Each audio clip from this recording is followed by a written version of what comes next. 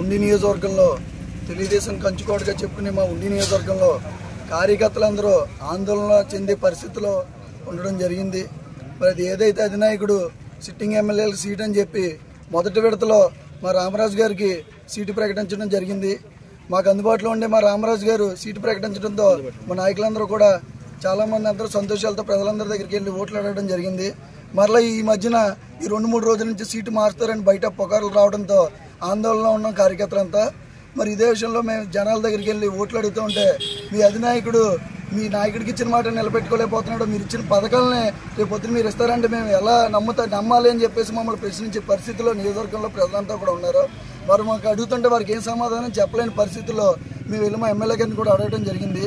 మాకు ఈ సమస్య ఏంటో పరిష్కరించేదాకా మీరు ఈరోజు మరలా రామరాజు గారికి సీటు ప్రకటించేదాకా మా ఈ నిరాహార దీక్ష కొనసాగిస్తాం. మా ప్రాణాలు పోయినా సరే మేము దీనికి సిద్ధపడి ఉన్నామని చెప్పి మా గౌరవాన్ని నిలబెట్టమని, మాకు ఉండి నియోజకవర్గంలో తెలుగుదేశం పార్టీ నాయకులంటే గౌరవం ఉంది, ఆ గౌరవాన్ని నిలబెట్టమని చెప్పి మీకు ఈ పత్రికా విలేకరుల ద్వారా తెలియజేయడం జరుగుతోంది.